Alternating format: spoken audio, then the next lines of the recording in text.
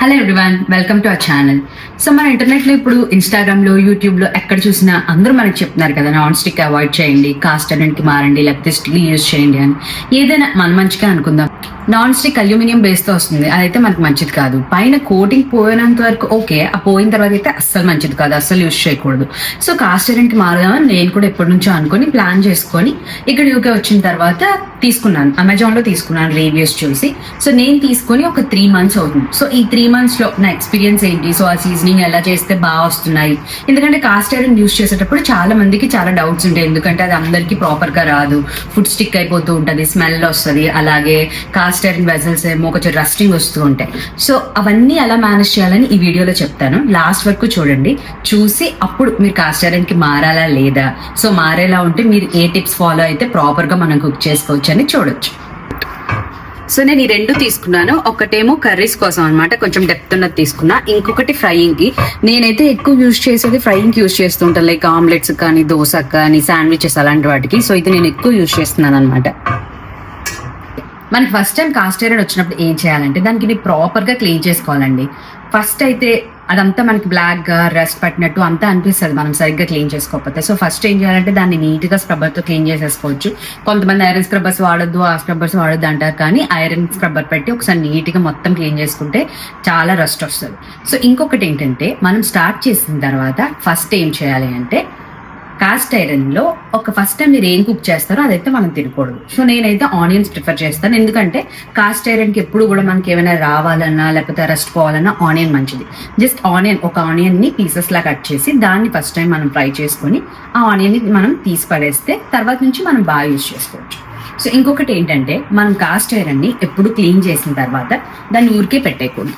So cost ఐరన్ని first time అయితే ఎలా చేస్తామో ప్రతిసారి మనం అలానే కేర్ తీసుకోవాలన్నమాట.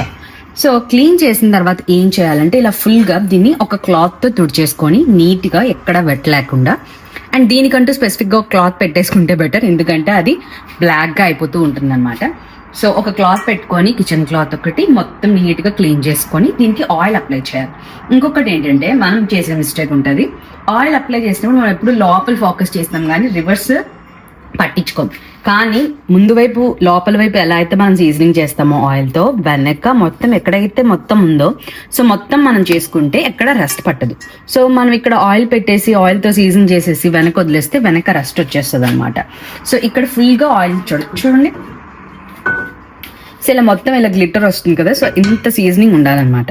సో ఇనీషియల్గా ఇలా సీజన్ చేసే ఉంచాలి. ఇదే కాదు, ఎప్పుడు కుక్ చేసినా కూడా మనం క్లీన్ చేసిన తర్వాత నీట్గా తుడిచేసి ఇలా ఆయిల్ అప్లై చేసుకుని ఉంటేనే రెస్ట్ పట్టదు. బట్ ఇలా ఆయిల్ ఉన్నంత వరకు చాలా బాగా వస్తుంది. ఇప్పుడు దీంతో కుకింగ్ ఎలాగో చెప్తాను.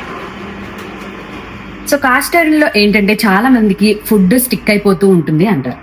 మెయిన్ ఏంటంటే, కాస్ట్ ఐరన్ చూసారు కదా ఎంత థిక్గా ఉందో, చాలా హెవీగా ఉంటుంది అన్నమాట. సో మీరు చూస్తే ఈ 2 more than 5 kgs పైనే ఉంటాయేమో, ఎగ్జాక్ట్గా నాకు తెలియదు, బట్ చాలా హెవీగా ఉంటాయి. సో ఇది వేడి అవ్వడానికి లేదా హీట్ అవ్వడానికి ఎంత టైం పడుతుంది అంటే, చాలా టైం పడుతుంది. మీరు మన నాన్ స్టిక్ ప్యాన్స్ లాగా పెట్టగానే ఓకే హీట్ అయిపోయింది, నేను ఆయిల్ వేసి కుక్ చేసేస్తానంటే అవ్వదు. సో దీనికి హీట్ అవ్వడానికి కొద్దిగా టైం ఇవ్వాలన్నమాట.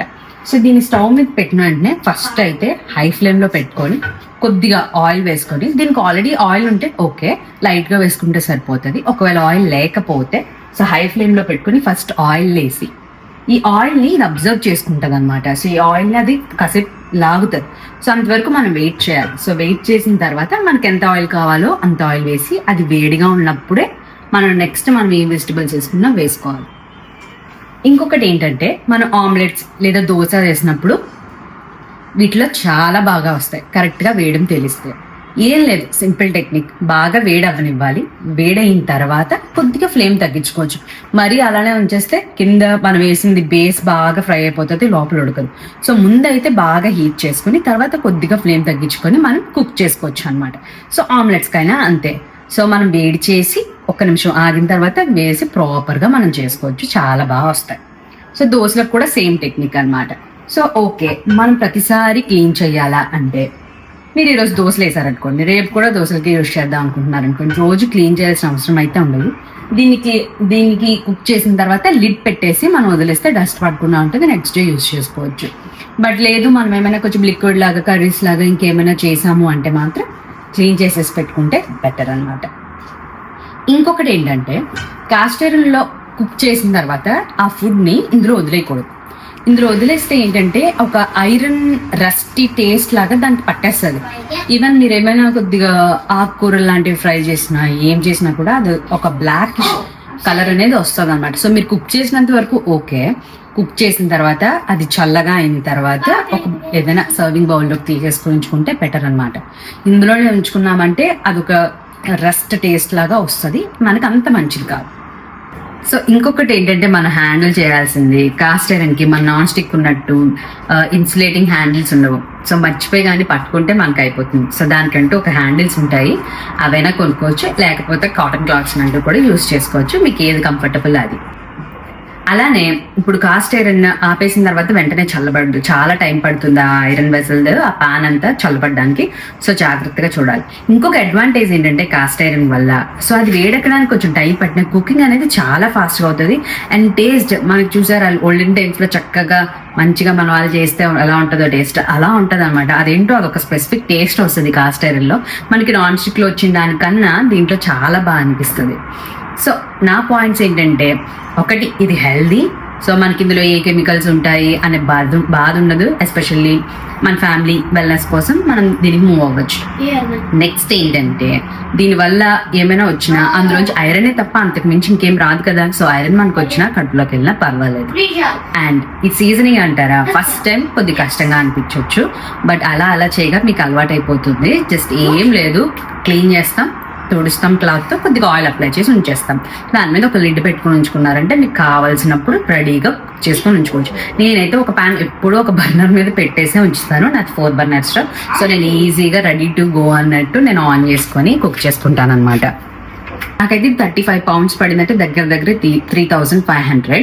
బట్ స్టిల్ మనకి నాన్ స్టిక్ ప్యాన్స్ అయితే ఎవ్రీ 6 months మార్చాలి, కోటింగ్ పోతుంది, ప్లస్ అందులో ఏముంటుందో తెలియదు. సో ఇదైతే మనకి నాకు తెలిసినంత వరకు ఒక 2-3 years వరకు లైఫ్ టైం గ్యారంటీ లాగా అలా ఉంటూనే ఉంటుంది, మన ఇష్టం. ఆ తర్వాత ఆ సజెషన్ అయితే కాస్ట్ ఐరన్కి మారమనే, కానీ తీసుకునేటప్పుడు మంచి సోర్స్ నుంచి తీసుకోండి, రివ్యూస్ తెలుసుకోండి, కరెక్ట్ ఐరన్ తీసుకోండి. ఎందుకంటే ఇప్పుడు అది కూడా చాలా స్కామ్స్ అవుతున్నాయి. కాస్ట్ ఐరన్ అంటారు, చాలా కాస్ట్ తీసుకుంటారు, బట్ ఒరిజినల్ కాస్ట్ ఐరన్ రావట్లేదు. సో తీసుకునేటప్పుడు మాత్రం మంచి ప్రొవైడర్స్ దగ్గర తీసుకొని దాన్ని బాగా యూజ్ చేసుకుంటే ఇంకా మీరు మళ్ళీ చూడకండి. ఈ వీడియో కనుక మీకు హెల్ప్ఫుల్గా అనిపిస్తే ఖచ్చితంగా సబ్స్క్రైబ్ చేయండి. ప్లస్ కాస్ట్ ఐరన్ గురించి ఇంకేమైనా డౌట్స్ ఉంటే, ఈ వీడియో గురించి ఇంకేమైనా క్వైరీస్ ఉంటే కామెంట్ చేయండి, తప్పకుండా రిప్లై ఇస్తాను.